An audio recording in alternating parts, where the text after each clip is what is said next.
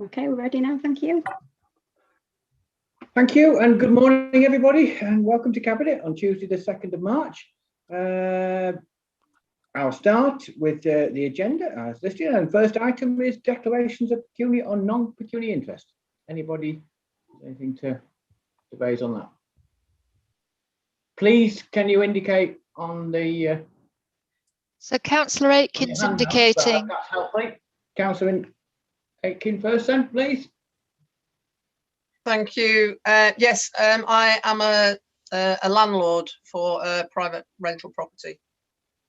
So I think that will be item number, is it number 4? So is that a non-pecuniary? Non-pecuniary, I think. Okay, thank you. Now got Councillor McMaster. Yeah, thank you, Chair. Likewise, I own a couple of houses within the East Riding that I let out. Fine, thank you. So that's a non-pecuniary interest again on item 4 then. Okay. Correct, thank you. And then Councillor Struthers. Just the same, Chair, that item 4, non-pecuniary interest. That's fine, thank you for that. Duly noted. Sorry, Councillor Burton, you've got Councillor Walker as well. Oh, sorry, Councillor Walker. Yeah, the same thing. I've got one house I rent out in the East Riding. That's fine. On item 4 then, the same. Okay, thank you very much for that. So then we'll move on to item 2, to approve the correct record of minutes of the meeting of the Cabinet held on the 2nd of February 2021. So we want to move those? Move, Chair. Second. Thank you. Are we all in favour then, please? Could you please?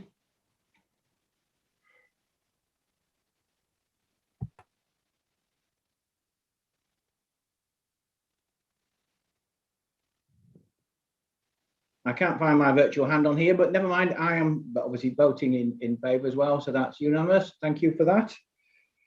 And then I'll move to item 3, to receive the minutes of Overview Scrutiny Committee and subcommittees as listed. Move them, Chair. Move those. Thank you. Are we all in favour?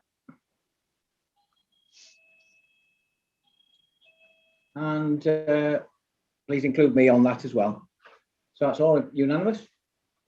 Okay.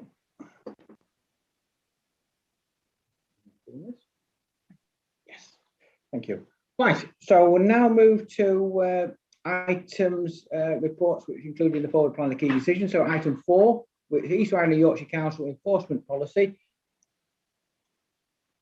for the issuing of financial penalty under the Tenants Fees Act 2019, report to the Director of Communities Environment. Yeah, thank you, Chair. This report comes to you. It's about it's a government initiative about constraining tenant fees, and they produced an act in 2019 which stops letting agents and landlords from charging fees to tenants unless specified within the act itself.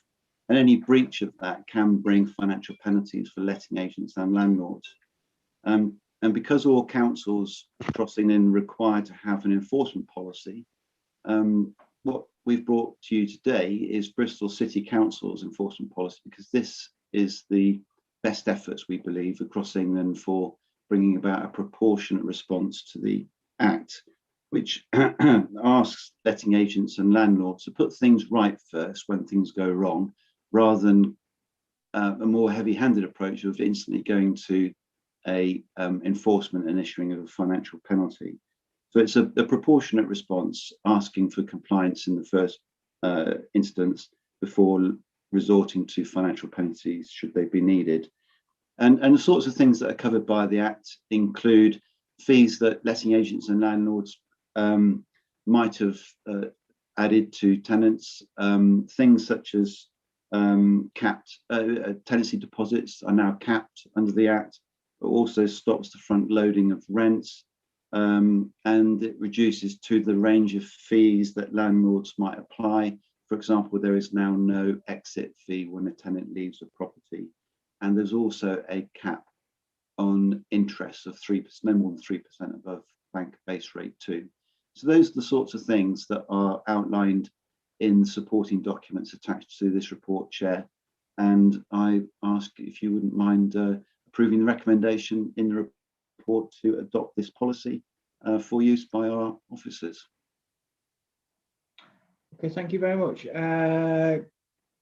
Anybody want anything to raise on this one? No, I think you've explained it very, very clearly to us, and clearly the recommendations are that we move this forward to.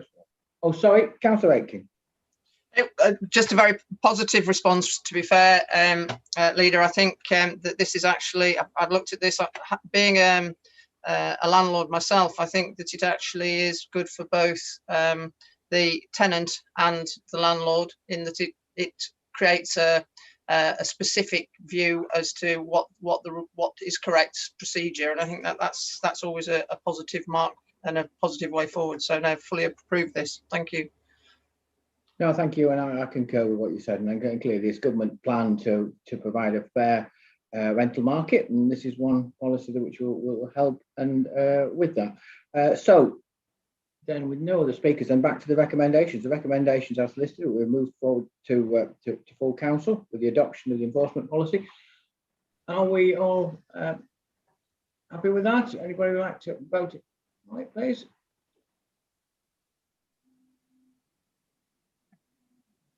Thank you. So that is duly approved then. Thank you.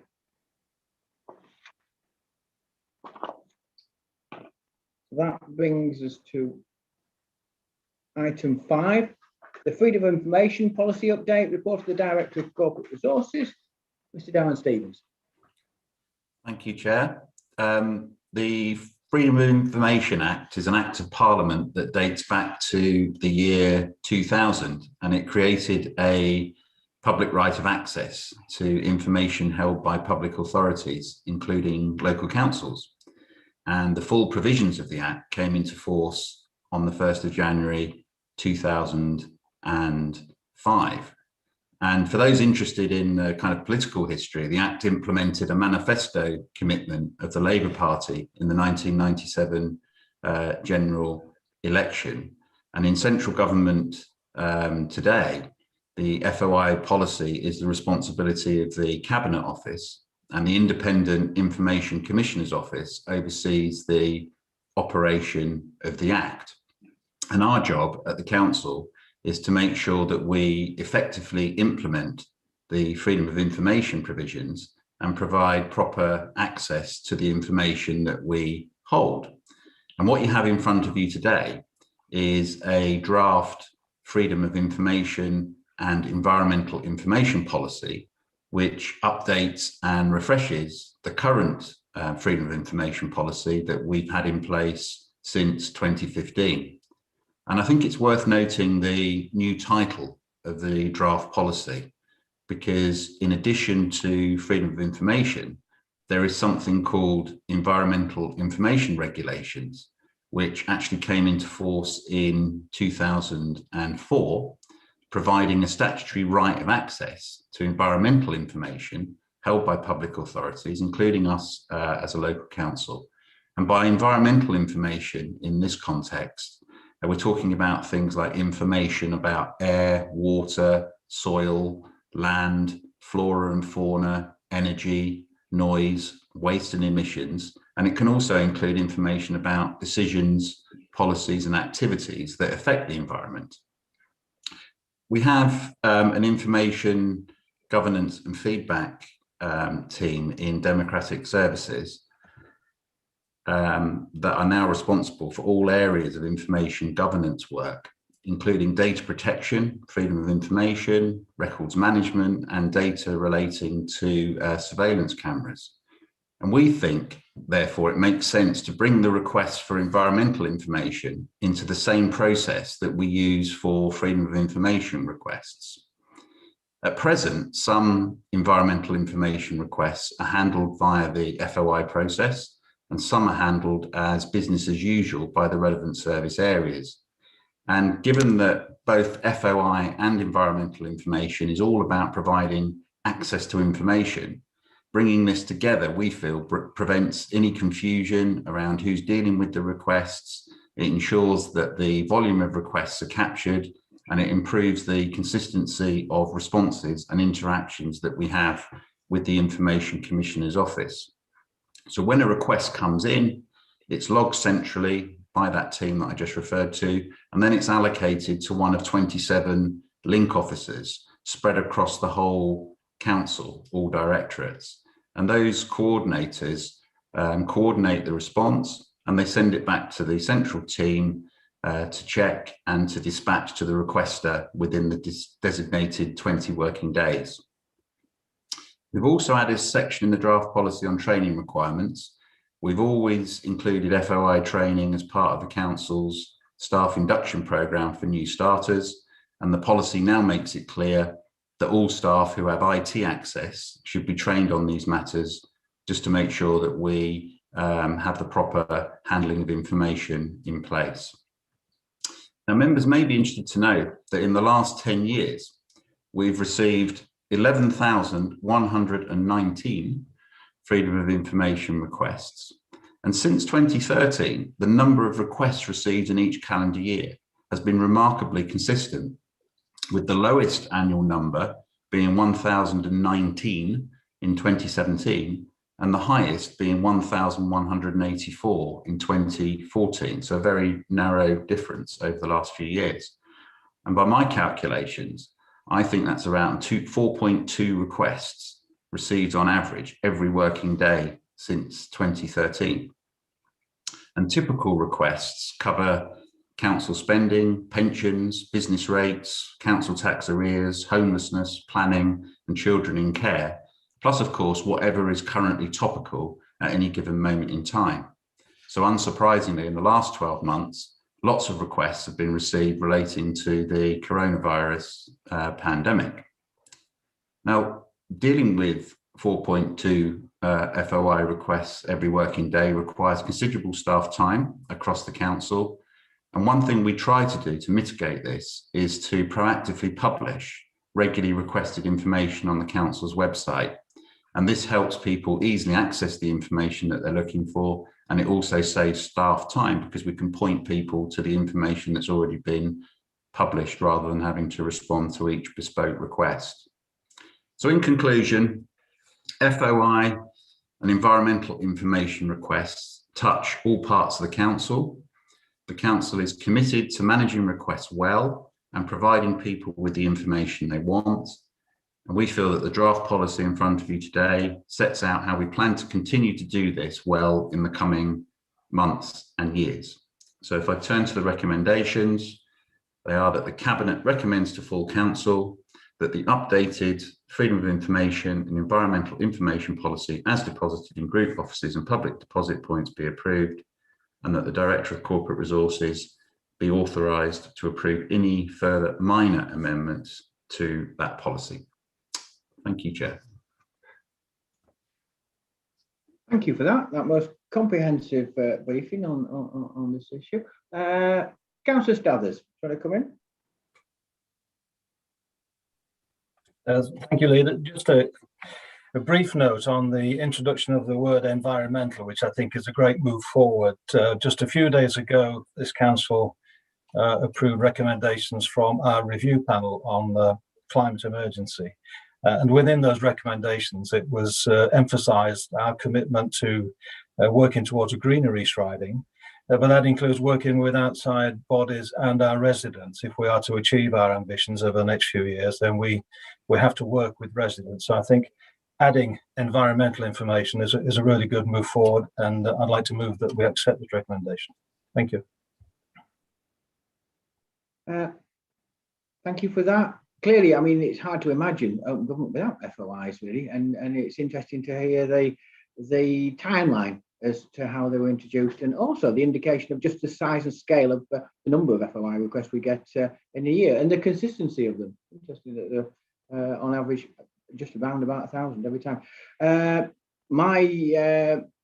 No more speakers on it, and I think it is absolutely right that we have a consistency of approach, and clearly, you know, data gathering is very wide and varied, and as Mr. Stevens has touched on, it affects every area of the council. So to bring it all under a one policy, from my perspective, makes absolute sense. And so, with that said, I'll move to the recommendations then, please, as listed. So, are we all like to vote on those? Happy on those recommendations?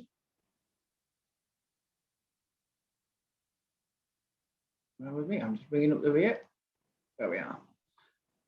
All in favour then? Thank you very much indeed for that. So then we now move to the revenue and capital budget monitoring 2020 to 2021. And that is Mr. Julian Nielsen then. Thank you, Chair, and morning members. This is the latest of our regular budget monitoring reports that we bring to Cabinet throughout the year. And this latest one is based on financial information available as at the 31st of December 2020. So the projections in this report are based on what we knew at that date. I'll start in section 2, which summarises the impact of the pandemic on the council in financial terms. And there's one new piece of information in that section in paragraph 2.3 regarding the compensation scheme to local authorities for losses of sales fees and charges income from government. So in the previous monitoring report, we highlighted that we'd submitted our first claim of 4.6 million to the government for the period April to July 2020. And we've now submitted in December a further claim for the period August to November 2020, and that claim is worth 3.2 million. There'll then be a final claim submitted for the period to the end of the year, and that will be submitted in April 2021. On to section 3. Overall, our services are projecting to outturn with a net overspend of 8.6 million. That is an increase from the previous reports where there was a projected overspend of 7.3 million. So that mainly relates to losses of income in culture and customer services, because what we learnt in December was that there would be a third lockdown implemented in January 2021, which is continuing. And so we've now refined the projections and reflected further losses of income in our financial projections to the end of the financial year. So culture and customer services is where most of our sales fees and charges income are from, leisure centres, etc. So as it states, the projections assume that the current lockdown restrictions on the council's leisure, cultural and tourism facilities and attractions will remain in place until at least the end of the financial year. So the projected overspend in that area has increased from 12.3 million to 14.7 million.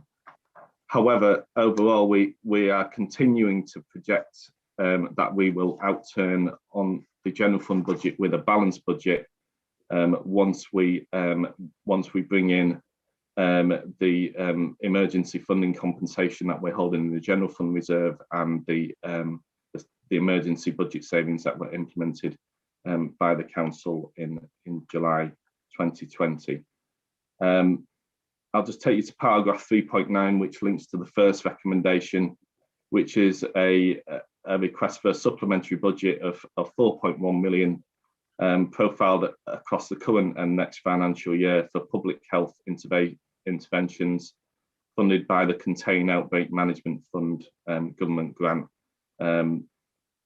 And that is ring-fenced to public health to tackle COVID-19 and breaking the chain of transmission and protecting the vulnerable. In section 4, the school's budget's projected to outturn with an overspend of 2.1 million, which is very similar to the overspend of 2.3 million, which was projected in the previous report.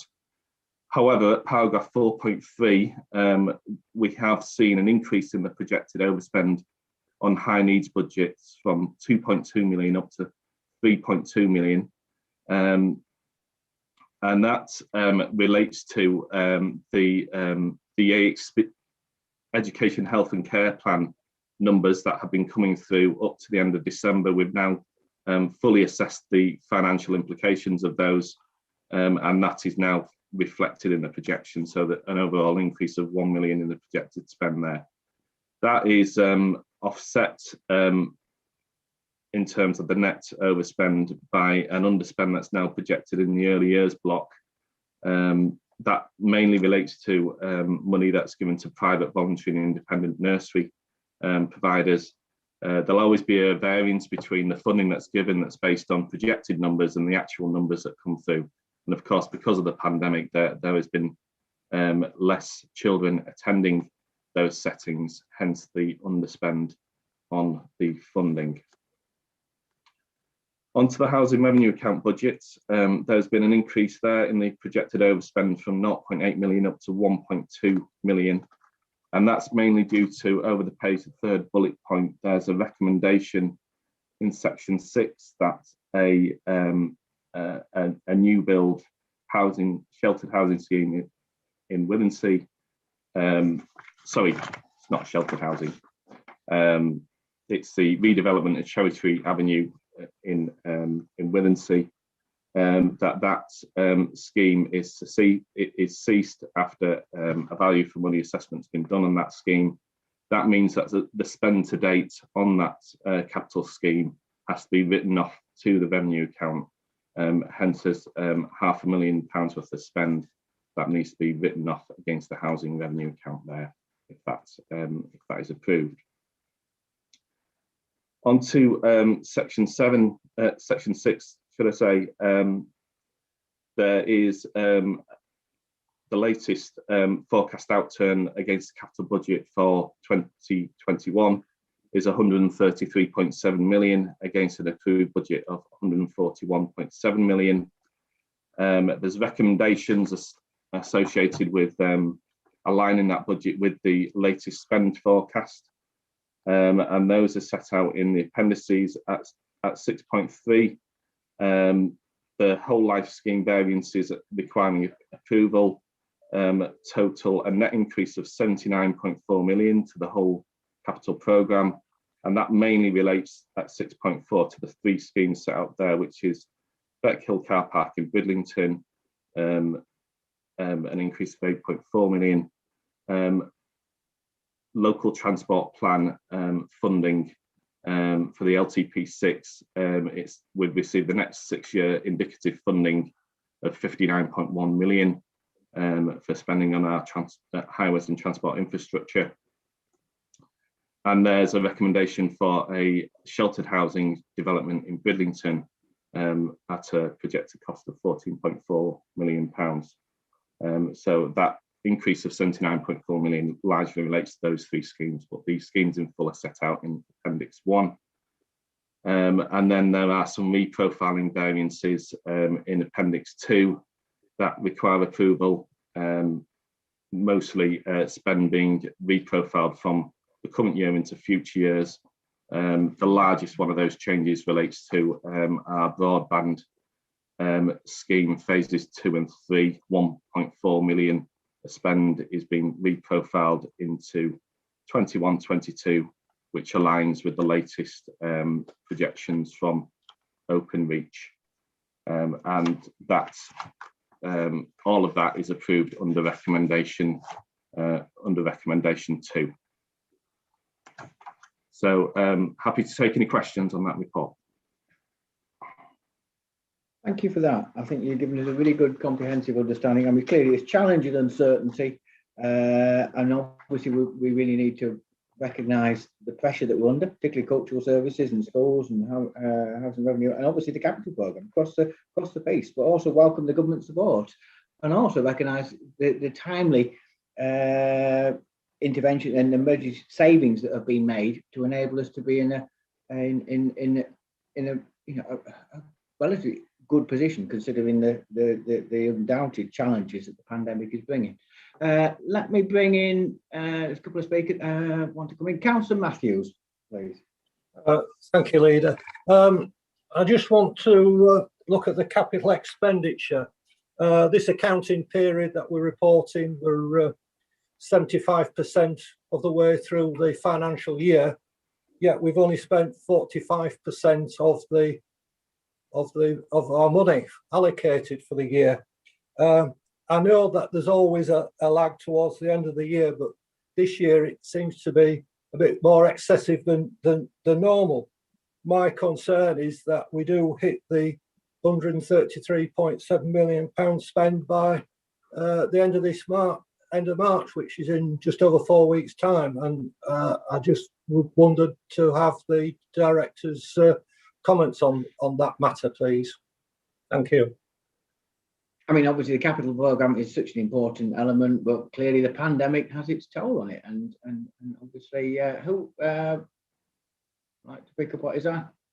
Yeah, I can respond on that. So I've noted yeah, sure. So I've noted that at paragraph 7.4, we are closely monitoring that spend through the governance arrangements that are in place. And there is challenge internally to the project managers and the officers responsible for those budgets on their spend projections. There is a chunk of spend that's profiled towards the end of the financial year, because you have this natural sort of lull that happens over the winter period and picks up again in February, March. So we are expecting spend to accelerate towards the end of the financial year. But I accept the point. We are at a low level at the end of December, and sometimes it's difficult to predict exactly what's going to happen towards the end of the financial year, because it does really depend on the weather conditions. It's I think that last quarter is one of the most sort of difficult to predict. But what the project officers are telling us at the moment is that they expect to spend in line with that revised projection that they've put forward. Okay, thank you for that. Well, clearly it is a challenging time. There's no two ways about it. And thank you for that explanation. Thank you.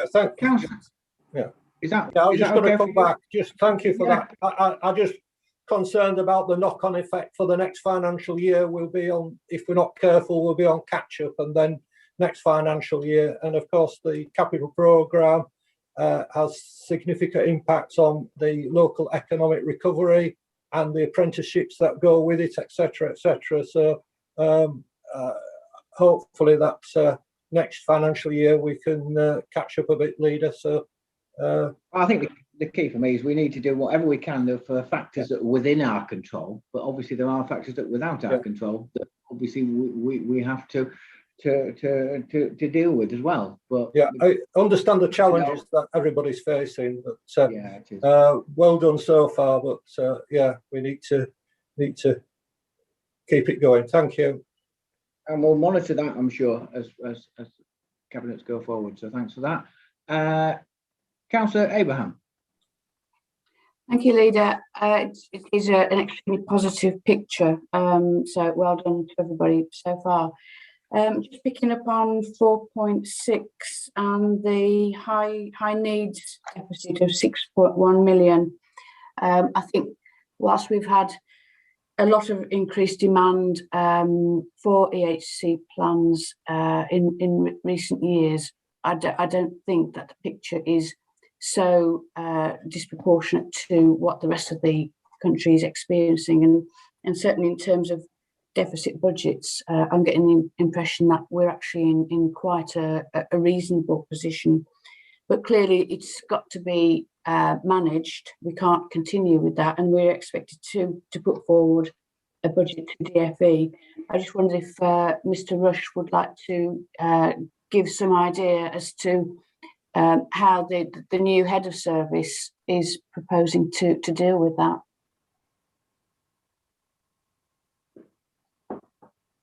Thank you, Councillor Abraham.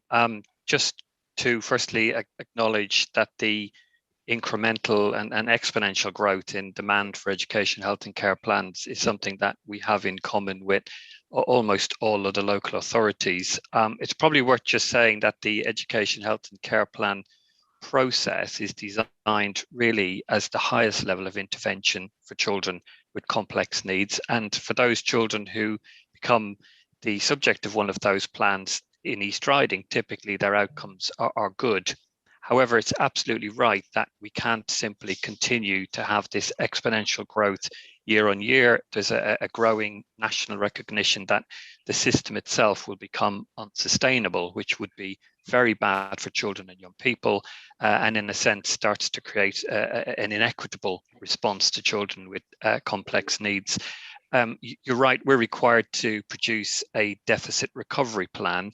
I think that's less a financial document and more a strategic document about how we can continue to deliver strong services to children with SEND, but perhaps without, where they're not needed, that high level of intervention that comes along with education, health and care plans. Ronnie Hartley, the new head of service, has described and presented the early kind of outline of a 10-point plan, both to Overview Management Committee and to Scrutiny Committee. And put simply, at the heart of this plan is a drive to see if we can move towards much earlier identification of children, sometimes just with emerging vulnerabilities, to do that with our partners, schools and health, and to make sure where possible, we find ways to get that support to children at the earliest possible time. There is evidence to suggest if we do that, then perhaps some of those issues that young people experience can be tackled at a lower level and across the wider school settings, which will reduce the pressure on some of those more specialist interventions, which we see children having through education, health and care plans. It's going to take a huge shift in approach. It's going to involve all agencies, not just the local authority, but our schools and our health partners. But we are well placed to do that. We've got, I think, a really good network of SENCOs across the schools. There's a real willingness in schools to find new ways and earlier ways to identify and respond to those needs. And of course, there's no attempt to stop or deprive children where it's the right outcome to have an education, health and care plan. But plenty of evidence that we could perhaps get support to children earlier and have more impact at an earlier stage, which we think will reduce that kind of upward pressure on those more high-level interventions, which we see through the education, health and care plan process.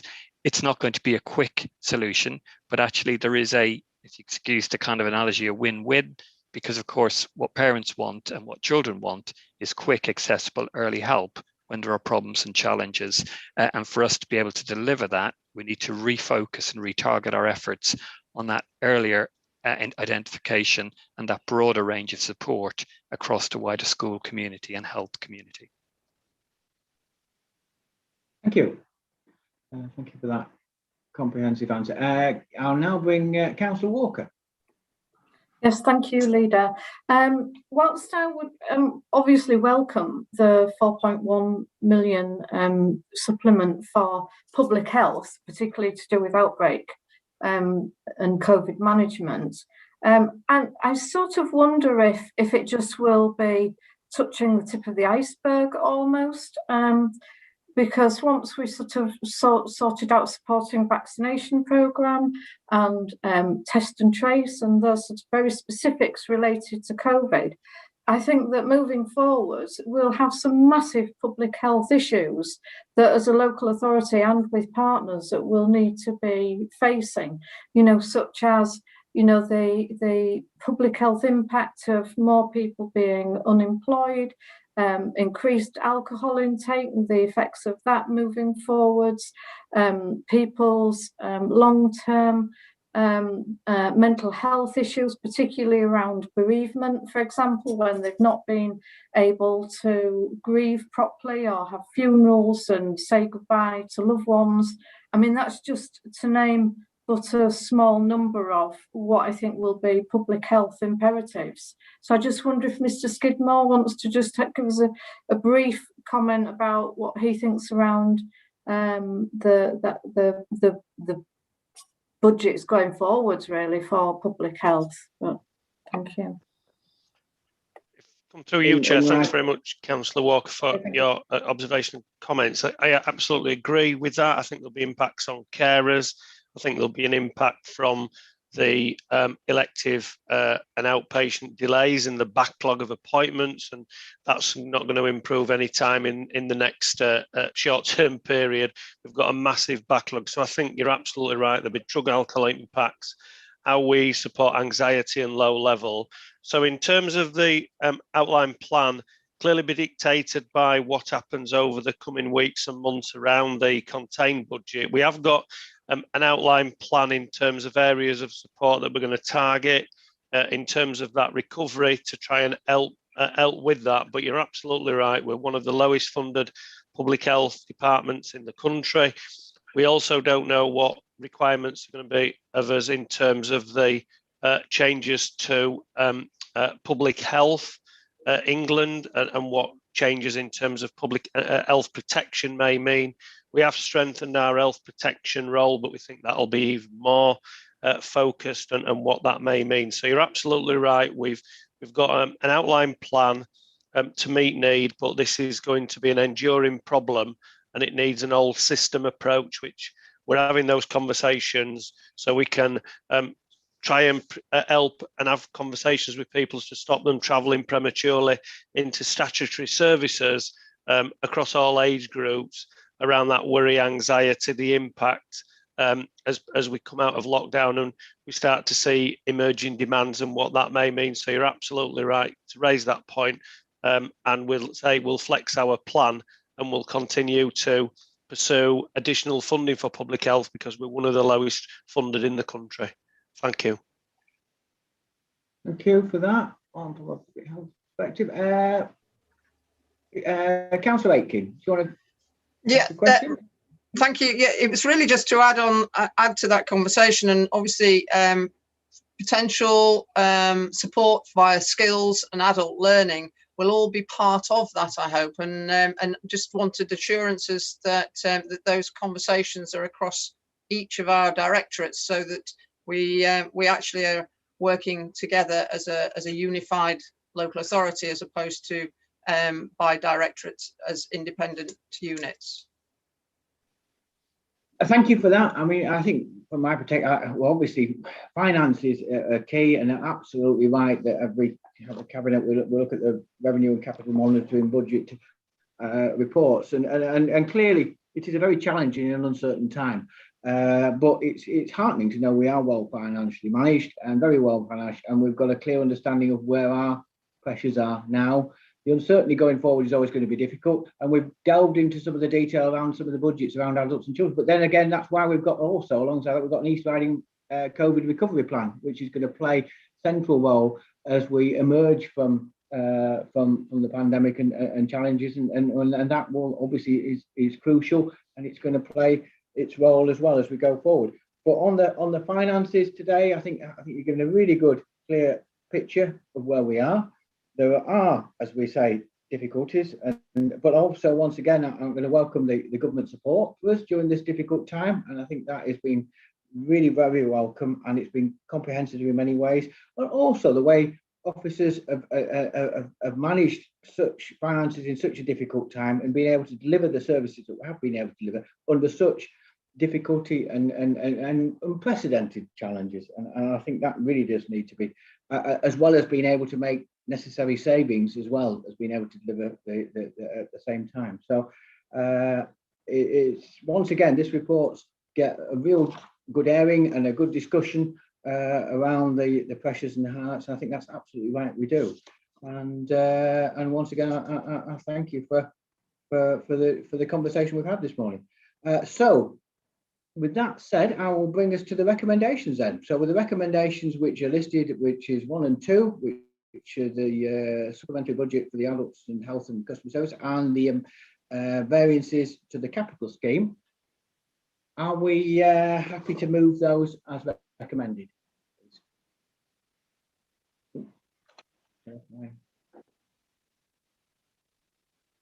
Bringing up the rear there, but yes. Thank you. That's all duly approved. Thank you very much indeed for that. I'll now exclude